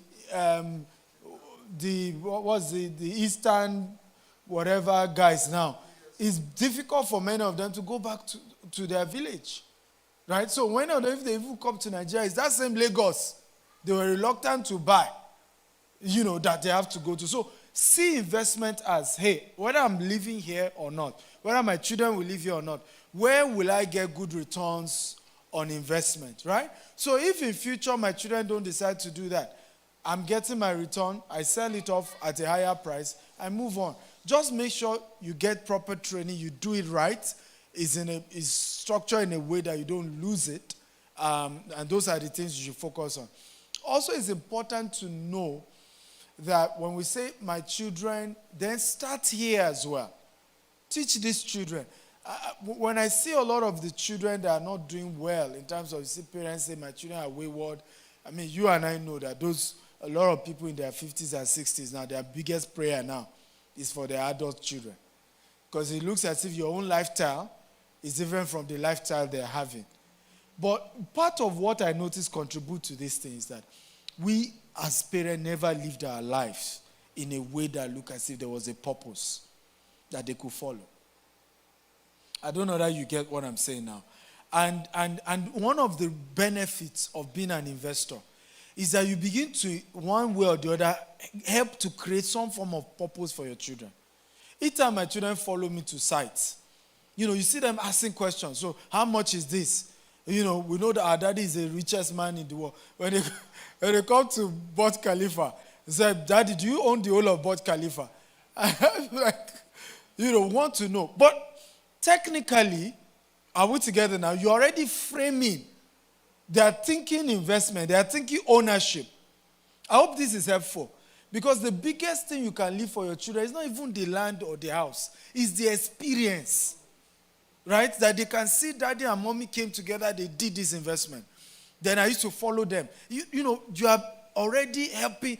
Why is it that the white people are third generation rich? They groom their children. See what Donald Trump dad did to him. A lot of people think Donald Trump was the first generation. It's the third generation. The dad was a big-time developer in Queens and all this New York. He then took it and said he doesn't want to do Queens. He wants to do Manhattan. Even the dad had issues with him because it was as if the son was always things that are bigger than him. Me, your father, I knew my level. I knew where I was doing things. You came now, you want to do Manhattan and all that. But we saw what he eventually was able to do in terms of real estate. Now, you may not like him for politics, but real estate. So that's why it looks as if white people do better. Many of them are second, third generation, wealthy children. We were, first generation middle class. You see the issue now. And we are only teaching our children to be middle class, rather than attempting to be wealthy so they can pick it up. Some people are angry that some pastors in Nigeria are handing over to their children. What do you expect? The only way the children wouldn't have been interested is if they had failed. My dad didn't succeed in ministry. So even when I was ordained pastor, at some point I left and focused on business. If my dad had succeeded, even me, I will accept the call of God now. I don't know whether you get what I'm saying, because it's supposed to be transgenerational. A generation picks it up, leave it at some point. Your children pick it up, they take it to another level, another dimension to it. That's why sometimes you think the approach of their children is a bit weird, right? That's the normal way, because they are dealing with another generation, different from your own generation. But we must think wealth transgenerationally. We must begin to see that, yes, you don't want to do back at home. Focus on how you can do it here. Groom your children to see you in that process. Talk to them about, I'm trying to buy this house. This is what I'm trying to do. And you will see that ultimately in future, you have given them some sense of purpose, some sense of something to chase for. Amen. Thank you. I think someone had a question. Before that question, I'll just add, sir. There are two types of things, and I think Dr. Akintayo would agree with me. There is a difference between sentiment and investment. Yes. The problem with us is that we mix sentiment with investment. Yeah. So if I'm from Ijebu-Ode, I want to buy property. Yes. So I buy property in Ikiri. It may not increase in value or appreciate in value like Lagos. But it doesn't matter, because the reason I bought it is sentimental. So when you buy property sentimentally, just recognize that it's sentimental. Yeah. But when it's business, you do the math. So somebody that bought a house in Victoria Island because he had the opportunity, he was here, somebody was in trouble, they sent money, they bought it for 50 million or 100 million naira then. Whether your children live in America or Exactly. Japan, when your children say, I'm not interested in Nigeria, Yeah. I'm not interested in Nigeria, and the lawyer calls them Exactly. and tells them that the house your dad has is 800 million. He says, look, I don't care. How much is that in dollars? When they phone them back and say it's 900,000 US dollars, they will get a plane ticket to go to Nigeria. The only time the child will not pick up is when they say, is it in Jebu? He said, how much is the value? 5,200. They say, lawyer, keep it. So it's two different things. Yeah. Investment is investment. And like Dr. Akintayo said, it could be here. We are living here. Then how many plots of land have we ever bought here? Yeah. How many? When I first came to America, the first, apart from my personal house, I'll tell you a quick story. I bought a house in Brooklyn on Legion Street. They were selling crack. The whole place was nasty. That house, I took part of the student loan I had, because by the grace of God, my sister subsidized my rent. So I just said, and I used it as a down payment for that house. I bought that house. The records are there at probably $200,000, and I sold it about $400,000 maybe 2 years later. I was so happy. Today, every time I drive past that house, I'm depressed. Why? Because it was like a 2-family house. They've converted it into condos.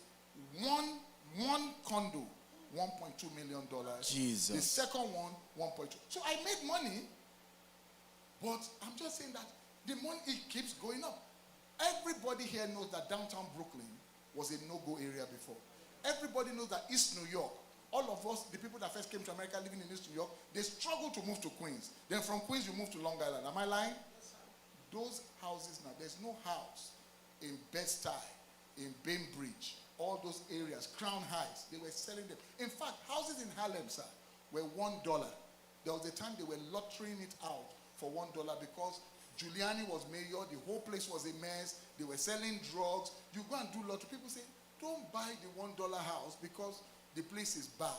Today, one unit of those houses, $1-point-something million. Jesus. $2-point-something million. Jesus. It's not luck. It did not happen in 1 year. It happened in 20 years. But still, The 20 years has come and passed. So investment is, mommy, please, go ahead. There's the mic. Good afternoon. I really, for me, I appreciate your free knowledge that, I'm gaining today. I think I'm going to take you away from the team a little bit. This is something to do with refinancing. Hopefully, I know you will answer it anyway. What do you think about, refinancing your house and using that money to, maybe to pour it in a real estate, even though that's refinance is going to push you back again to another 30 years. What is your take on that? Go ahead and do it. As long as the new property you're buying, your goal is to rent it out and it's generating cash flow. So in this market, now I won't tell you to do this in other parts of the world, but in the US, like we said, credit is good. Okay? There is no point. You're not trying. This is not Nigeria. And unfortunately, we carry that, I don't want to owe. In this part of the world, you have to owe. And owing is good when it comes to real estate. And as long as what you are using the money for will continue to generate cash flow, that's just what matters. Your goal must be, this property I'm now trying to buy, is it generating cash flow? If it will generate cash flow, go ahead and do it. Yeah. There's a man who raises Quickly, his hand. just again because this is my own area. Again, Dr. Akintayo, because the principles of wealth and business are the same. So you have to look at your property as a bank. So you bought a house with credit, you've paid it down, now the property has appreciated, you have capacity to borrow, because you are borrowing money from your house. That's what refinance is. Yeah. So let's say you've paid off your mortgage, your house is worth $400,000, the bank says, look, we can give you $300,000.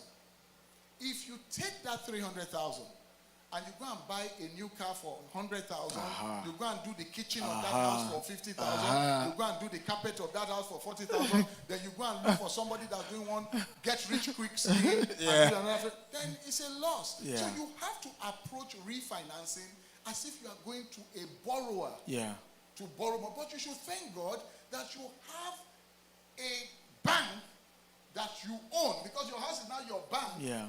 So every skill, from training, from education, that you can use that money for, it will be your business to ensure that it is a profitable business. And doctor said, cash flow. You don't want to take money. Now you have to be paying $4,000 mortgage when you have finished paying your mortgage. And whatever you are doing, you're going to go and do land banking in Alabama, that it will take another 20 years for you to be a millionaire. Exactly. But in the middle of that, you have lost everything because you couldn't. So it's not something that in 45 minutes you have to now sit down and say, I really want to start building wealth. Let me start educating myself. Let me start going to these seminars. When there's a seminar for $1,000, like the one that's coming up in October, I have no shares in the seminar. But I'm going to go. But when I pay $1,000 for that seminar, and I go, or Dr. Akintayo is doing something, I buy books. Yesterday I was at the book signing. I bought all 5 books. They gave us a discount for $150. I bought it. But a lot of people will hesitate. They would, so it's directly, and I'm not selling, you don't need to buy his books. I'm just saying that we must be intentional about whether we want to move from the level we are at to the next level. If we are okay where we are, it's okay. Daddy. Yeah, good afternoon, sir. First of all, I want to thank Dr. Akintayo for coming.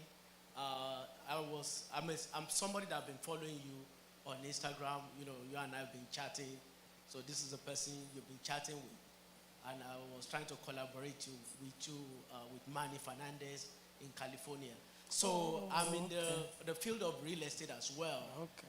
And I can actually, testify to, just to buttress everything you've been saying. Even some of your books with Grant Cardone, Robert Kiyosaki, those are eye-opening materials for somebody that has just starting off. And I know I really gained a lot of things from there.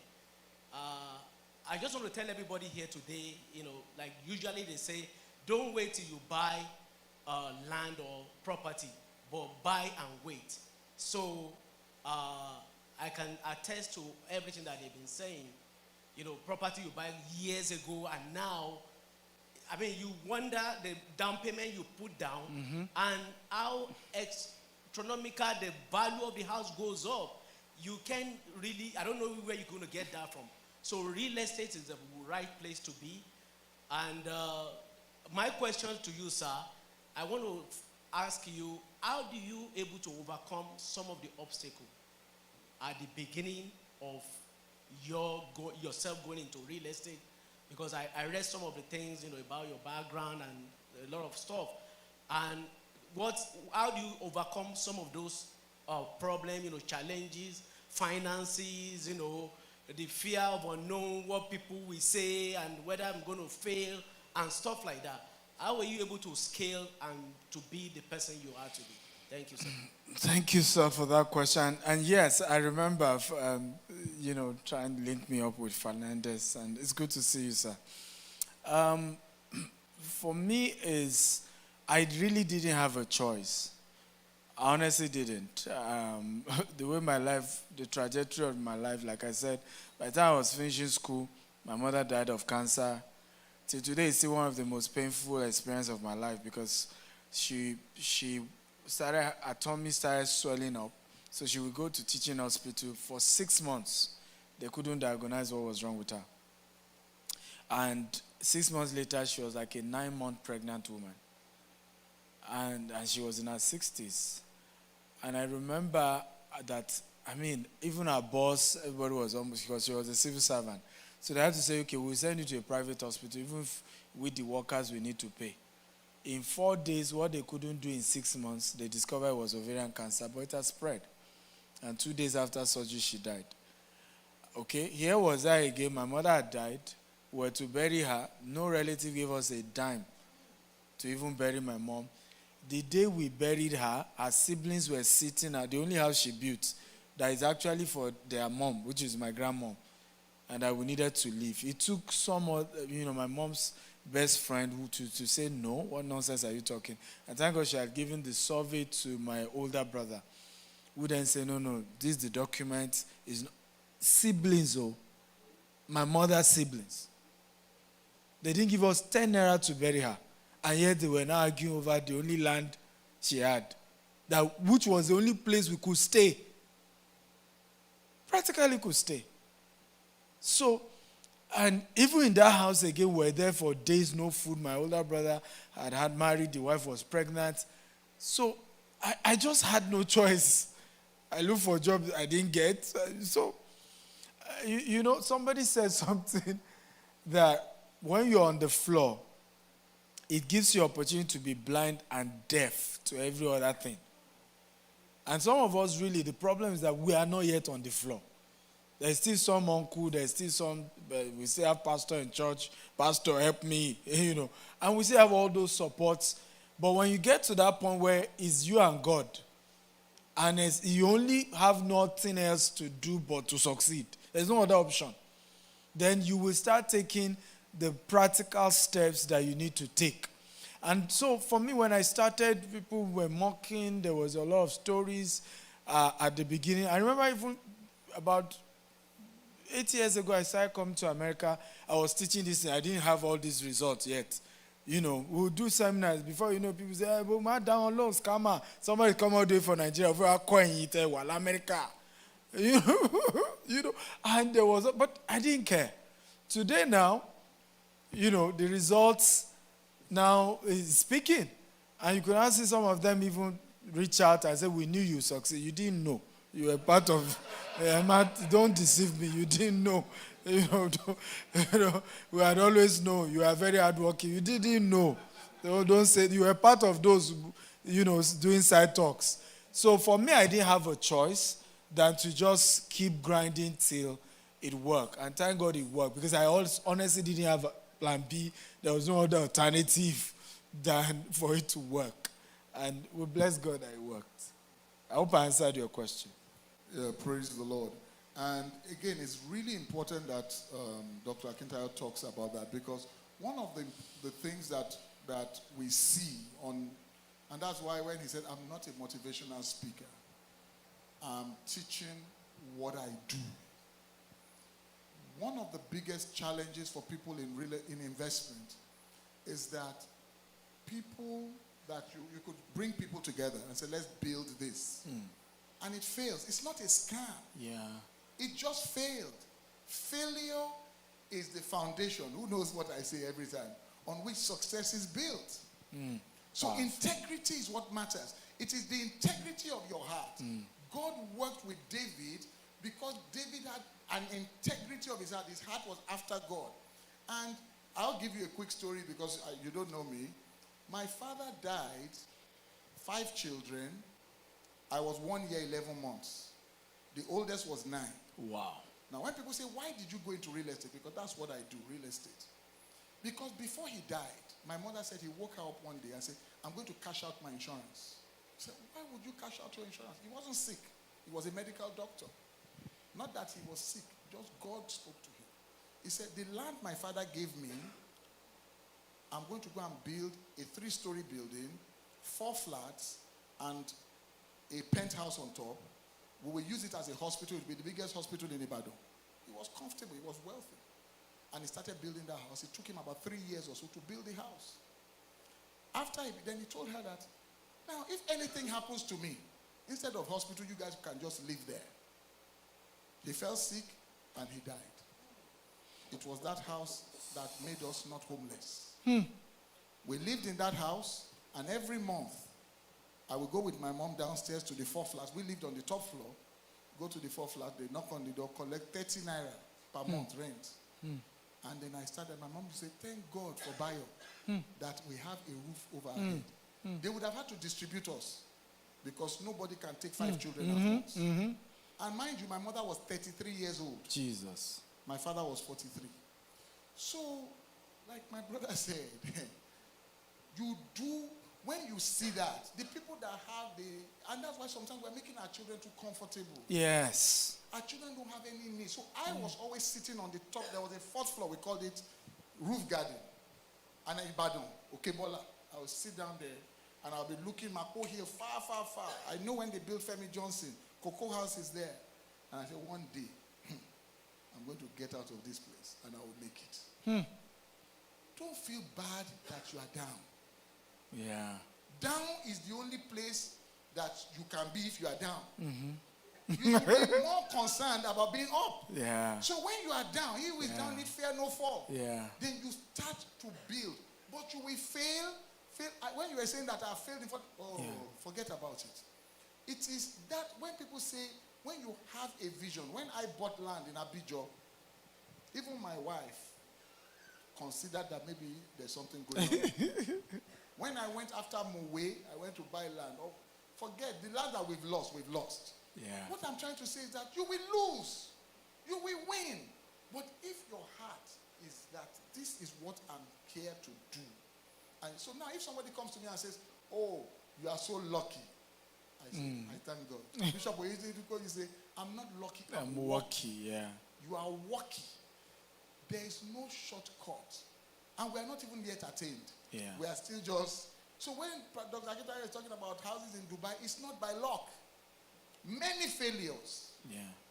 So if you are interested in any investment, forget real estate, any investment, if you are lily-livered about failure, just stay at your job. Exactly. Just After the job, nursing home. And that's it. Or you make up your mind that you will win some, you will lose some, but most importantly, get the training. Yeah. Don't just take money out of your house and go and get the training and be ready to work.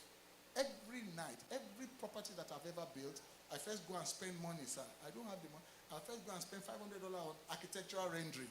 Then I'll pin it by my bed. A house that I've not built. Every morning I look at it and say, wow, this is it. And then I command it. Then I work hard at it. So this is the advice that I can give. Write the vision down. Make it plain. So that when you read it, you'll run with it. But my people perish for lack of knowledge. Knowledge. And then ask God for wisdom. You may have the knowledge, but the correct application of the knowledge is what makes many fail. But there's no shortcut. It's not you may lose money. You will lose money. You must take risks, but you can hedge it by going with people, like they say, follow person way no road. Somebody that has already done it, you can team up with them and get involved in them, and God will help us in Jesus' name. Yes. Amen. Maybe one or two more questions, then we close. Let me add this. If you can bring each copy of my book so that I can just share a few thoughts on why it's important for you to get. But let me add this. I remember losing, at some point, cumulative money I had lost, about 120 million naira in the real estate sector. And I don't know where I got the wisdom. The first thing I said to myself, I will not tell anybody I lost this much. I will not tell anybody. And I said to myself, if I tell anybody, I will have created a pity party. Right? Where people will now tell me, we told you, this is how you people do. And then they will tell me never to take such risk again. And something just said to me, said, this money you have paid is your school fees money. Right? For not getting people in that area to have educated you. Now that you've lost this much, if you quit, you've lost the money totally. But if you can just develop courage to pick up the lessons and go and do it better, you're on your way to the top. And that's how I did it. I never told anybody until our asset grew to over $1 billion naira. And I said, now that you will see all this estate, I've lost 120. You see people coming, I said, yeah. That's why I didn't tell anybody. And that's part of what you must be ready for. That when you start making some losses, don't begin to carry everyone, this is what happened to me. Because they will discourage you in the same area. Imagine I gave up after I lost 120 million. Will I be here? Right? And that money will have been lost forever. So, even if you're losing, don't go and do pity party. That's just my own advice. Don't go and do pity party. Ask yourself, what did I learn from this? What is the mistake I made? Can I correct it? Can I get those who are ahead of me to then teach me how better to go about it? And will I be disciplined enough to pay them for it? And that's why today, when I meet people, I want to learn this, they say, you will pay me this. I said, no problem, I will pay you. It's not an issue. I remember a lawyer who was to help us set up some funds. And he said, I would collect $25,000. I said, done. Because it's better I pay you for your services and I avoid certain mistakes than to be trying to play games and want a cheaper, and I'll still lose more than that $25,000. So focus on that. So let me quickly talk about the 5 books I brought. Unfortunately, we don't have enough copies. We have one called Billionaire Habits for Pastors. So if you're a pastor, you should get that. I think it's there. You didn't bring that copy. Then we have Billionaire Codes. Powerful book. Everybody talked about the book. Grant Cardone, Brian Tracy. That pastor talked about going for Brian Tracy event. Brian Tracy, this is what Brian Tracy said about this book. He said, this is an amazing book full of wisdom and ideas that you can use to improve your financial situation immediately. right? John Maxwell, Robert Kiyosaki, everybody talked about the book. So for this, these are global people. They're not going to talk about a book if it doesn't make sense. We have the Billionaire Habits as well. This was the first version. Secrets billionaires use to build wealth that poor people don't. We have Billionaire Habits for Entrepreneurs. So every businessman or woman need this, certainly, because there are a lot of insights around what to do. Then we have Becoming a Billionaire Land Banker. Powerful, great book, actually. So each is going for $47. And then if you're getting the entire 5, it's $150. But I think I'll give extra $10 discount for everyone here. So if you're getting each one $37, and if you're getting the 5, $120. You know, that's the best I can do. Thank you. Dr. Akintayo has caused problem. Because when they text me, say, how much is the book? I said, it's $50 for one, and then $150 for, because I couldn't be operating on 47, 43, I couldn't remember. So if you have already paid $50, don't collect change. Just be going home. Because I see prof, as soon as you talk, I saw prof in the back. But yeah, so let's just do the 5, and you said 120. Yes. So 5, 120. Whoever had paid 150, please give them $30 back. We'll figure it out. And I think we should close out this session. Is there any other question? I know that we will hang out with Doctor because I definitely want you to see Pastor Osai. He came all the way from Brooklyn, and he's a real estate guy. No problem. And Mr. Lao should become our friend from Ghana. Okay. I like to mess with him. Yeah. All right, thank you. Oh, yes, one more question. Brother Bidem. I'll make it quick. Thank you for your time today, sir. My question is, are you open to offering mentorship for interested parties, people who are interested in investment properties, specifically outside of the U.S., for my own purpose, in Dubai and also in Nigeria? Okay, before Doctor answers, please, if you bought any books and you want Dr. Akintayo to sign, you have to wait. You can't go. So just wait. And as soon as we finish, which we're going to finish now, we'll put can somebody bring a table, and then we'll just be able to sign. Okay, we could sit here and sign the books. Okay, sorry. Okay, if you can put, studio, if you can put up the QR code. Engineer, can you put up the QR code? So what I will do is, if you download that book, I think you put your email and phone number. I will tell our team to call you and see how they can support you. You just explain to them exactly what you are targeting, what you are trying to achieve. But yes, I do mentorship, but it's not cheap. My challenge, and this is the challenge I have with we as Africans, I'm expensive. I was going to that part. That's why I don't even bother. When I'm in church, I don't bother talk about my coaching. I charge $20,000 for one-on-one coaching. Right? Even to do public speaking, I charge $20,000. Right? And people pay. So, and that's why you don't see me everywhere. Pastor, please clap for Pastor. For him getting me here. Okay, he can tell you what he had to go through. But if you are up for it, why not? But my own advice is, I have other team members who can call you, chat you up and guide you, particularly if you're trying to do something within our own institution, and then they break it down for you how. Also, I have over 1,000 videos on YouTube, so you can go to my YouTube. There are free videos that teaches all these things for free. The challenge I have is my own personal time is very tough. The last thing then I would recommend for everyone, every one of you buying up to 5 books, please put down your name, your email and phone number on a sheet of paper. If somebody can help me do that, I'm going to be offering you for free my university. My university goes for $247 every month. And all these people are there. We did a session with Robert Kiyosaki, Les Brown, Brian Tracy, Grant Cardone, and I have all manner of courses on different businesses, e-commerce, real estate, how to monetize being an author, being a speaker, how to go into forex trading, crypto, all manner of businesses.